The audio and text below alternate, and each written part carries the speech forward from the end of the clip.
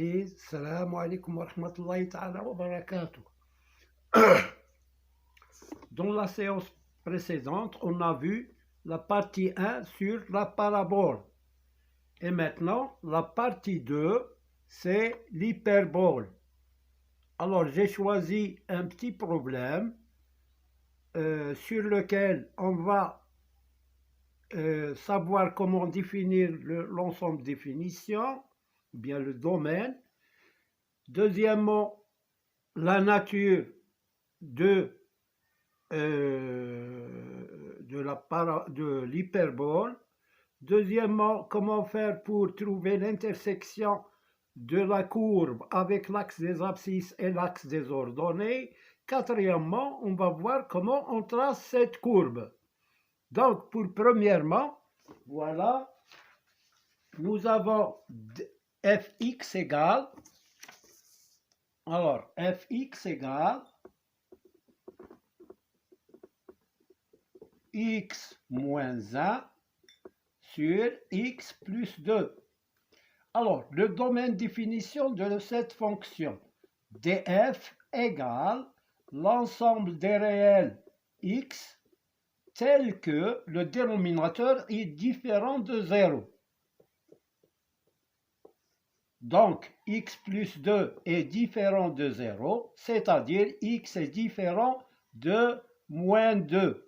Donc, je vais écrire, c'est l'ensemble des x égale à l'ensemble des x, des réels x tels que x est différent de moins 2. On peut l'écrire, c'est R privé de moins 2. Ou bien, on peut l'écrire sous la forme de la réunion de deux intervalles. C'est l'intervalle moins l'infini jusqu'à moins 2, avec le crochet ouvert parce qu'il est différent de moins 2. Union moins 2 plus l'infini. Voilà les deux intervalles d'étude ou bien de l'ensemble de définitions. Ça, c'est pour la première question. Maintenant, deuxième question, quelle est la nature, nature de CF? Deuxièmement, nature de CF et ses éléments caractéristiques, bien sûr. Alors, fx est sous la forme,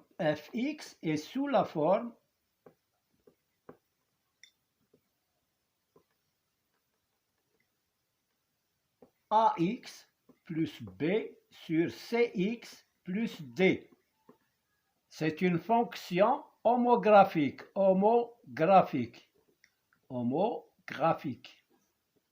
On appelle ça une fonction homographique.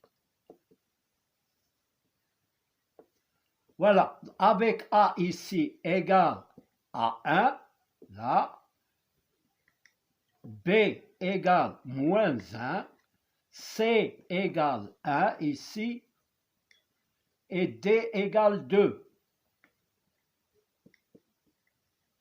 Donc, puisque c'est une fonction homographique, on va déterminer son centre de symétrie. Alors, le centre de symétrie, donc, son centre de symétrie,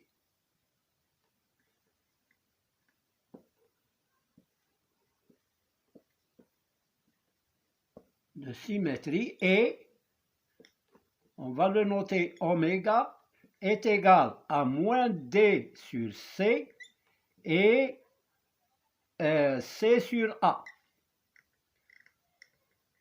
A sur c, pardon. Moins d sur c et a sur c. Je calcule ces deux coordonnées.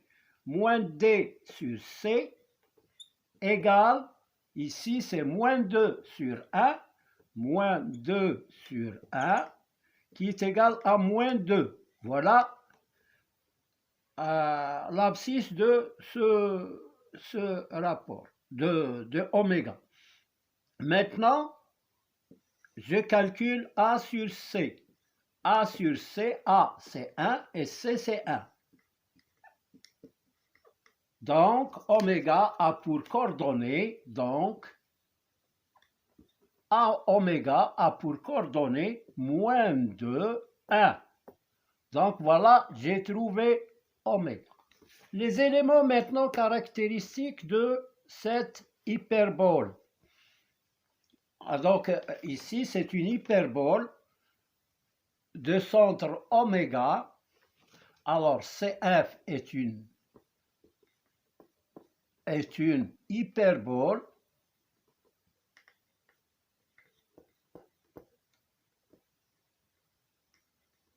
de centre oméga qui a pour coordonnée moins 2, 1 et d'asymptotes muqaribat, les symptotes, les droites,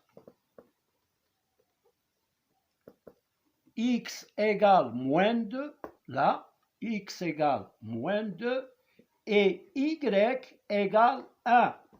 C'est-à-dire que l'un est parallèle à l'axe des abscisses, des ordonnées, et l'autre est parallèle à l'axe des abscisses. Voilà les éléments de cette hyperbole. Bon, maintenant, on laisse ça ici. On ne l'efface pas.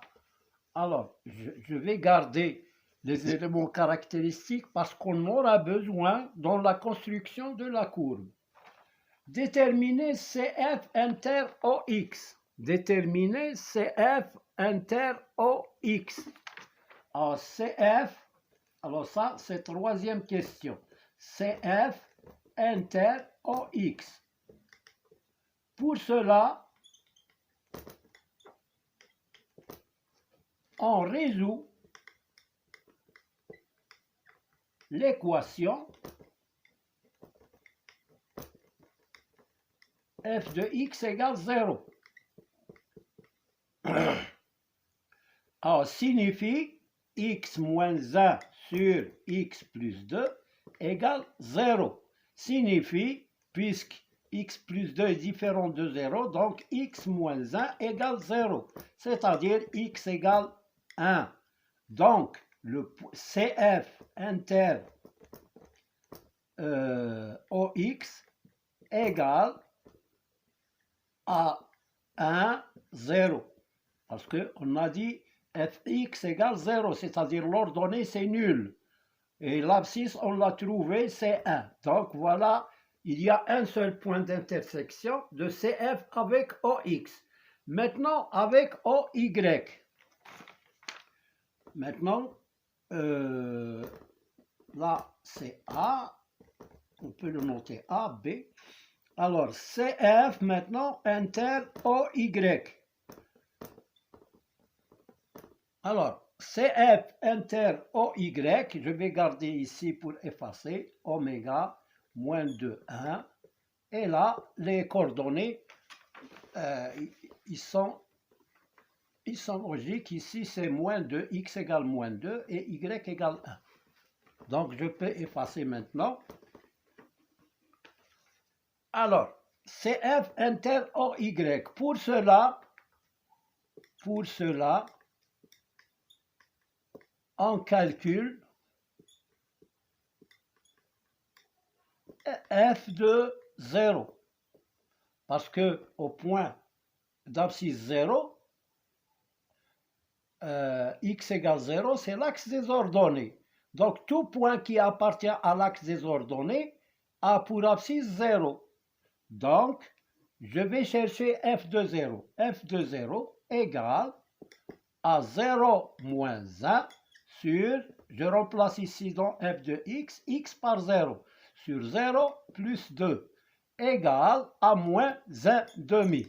Donc, le point CF inter OY égale au couple 0 moins 1 demi. Ici 0, on a donné à l'abscisse 0, on a cherché son image. Donc voilà, c'est le couple 0 moins 1 demi. Bon, ensuite, tracer la courbe. On va tracer la courbe. Alors, ce qui est important dans le traçage de la courbe, le point oméga, l'intersection de CF avec OX et l'intersection de CF avec OY. C'est très important, on va le voir.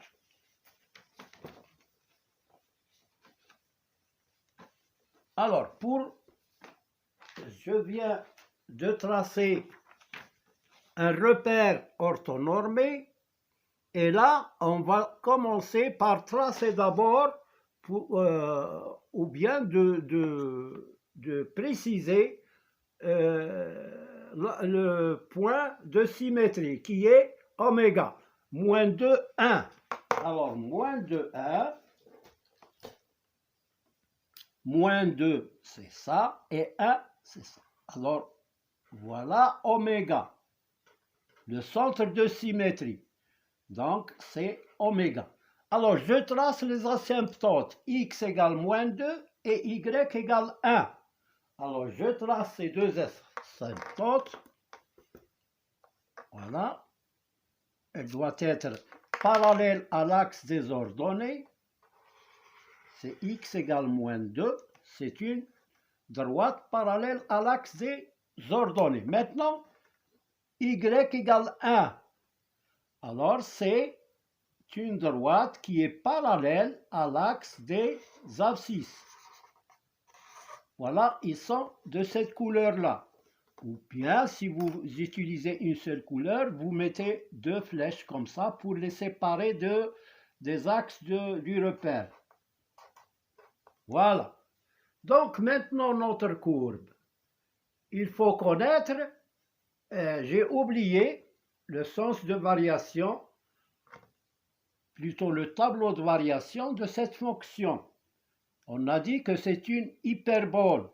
Donc, son tableau de variation, il sera, alors j'écris ici tableau de variation.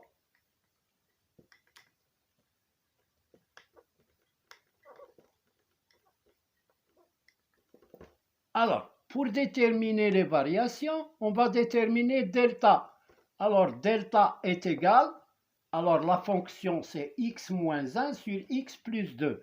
Je mets les coordonnées ici, on a 1 moins 1, 1 moins 1, et là 1, 2, 1, 2, je calcule, je mets ça moins ça, 1 fois 2, moins 1 fois 1, qui est égal à 2, moins par moins c'est plus 1, égal à 3, et 3 il est positif, donc cette fonction, elle est croissante sur les deux intervalles. Alors, comment on fait? Eh bien, je trace le tableau de variation x moins l'infini et plus l'infini. Là, je mets deux traits et je place ici moins 2 parce que le domaine de définition, c'est R privé de moins 2. Voilà le domaine de définition, moins l'infini jusqu'à moins 2 et moins 2 jusqu'à plus l'infini. Donc, puisque delta est positif, alors elle est croissante, croissante. Voilà le tableau de variation. Maintenant, pourquoi on cherche le tableau de variation? Pour connaître si cette fonction est croissante et dans quel intervalle. Là, nous avons l'intervalle moins l'infini jusqu'à moins 2, elle est croissante. Et quand elle est croissante, on va tracer la courbe sur cette partie-là et cette partie qui est en face. Sur le cadran 1 et le cadran 3. 1, 2, 3, 4. Donc, sur le cadran 3. Bon, je vais tracer, pour tracer la courbe, on va utiliser un petit tableau de valeurs, les valeurs. Donc, les valeurs, ils sont comme ça. Alors, je vais tracer le tableau de valeurs, c'est-à-dire on donne des valeurs à x et on trouve f de x. Donc, voilà pour le tableau de valeurs. Je vais tracer mettre un petit tableau de x et là, f de x. Sans ça, alors, les valeurs qu'on a trouvées tout à l'heure, le sommet moins 2, 1. Ensuite, l'intersection de la courbe avec les axes. On a trouvé que x passe par, on a cherché fx égale 0, c'est x égale 1. Et là, c'est 0. Voilà un point. Puis, avec l'axe des y, c'est-à-dire l'axe des ordonnées, on a donné à x0 combien on a trouvé un moins 1,5. C'est ça? Oui. Moins 1,5. Je peux donner une autre valeur, par exemple 4. Pour x égale 4, 4 moins 1, 3. Et 4 plus 2, c'est 6. Alors, 4 moins 1, c'est 3. Et 4 plus 2, c'est 6. 3 sur 6, c'est 1,5. Donc, pour 4, x égale 4, y est égal à 1,5 ou bien fx égale 1,5.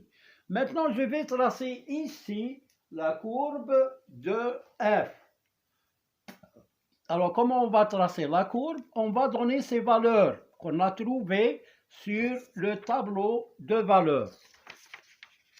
Alors, pour moins 2, c'est 1. Alors, pour 1, c'est 0. Pour x égale 1, c'est 0. Donc, elle passe par ici, par ce point. Ensuite, elle passe par 0 moins 1,5. 0 moins 1,5. Elle passe par ce point. Voilà, moins 1,5. Ensuite, 4 pour x égale 4. 1, 2, 3, 4. Bon, je vais mettre une autre couleur. Donc, voilà les points, ce point, et 4 avec moins 1,5. Donc, voilà moins 1,5, c'est ce point-là.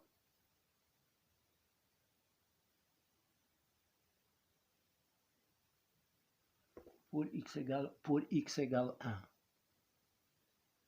1, c'est 0, oui, elle passe par ici. Ensuite, elle passe par moins 1,5. Et pour x égale 4, combien on a trouvé? 4 moins 1, c'est 3. 3 sur 6, c'est 1,5. 1,5, c'est ici. Donc, voilà le point. Donc, je vais tracer cette courbe. Elle est parallèle à l'axe, à cet axe-là, à cette droite d'équation y égale 1. Elle est parallèle, puis elle vient passer par ce point, ensuite par ce point, et ensuite par le point moins 1,5, et elle vient ici en parallèle avec cette droite. Voilà cette partie. Pour la deuxième partie, on va tracer le symétrique de ces points qu'on a trouvés. Donc, ce point, son symétrique, il peut être par ici. Ce point-là, son symétrique,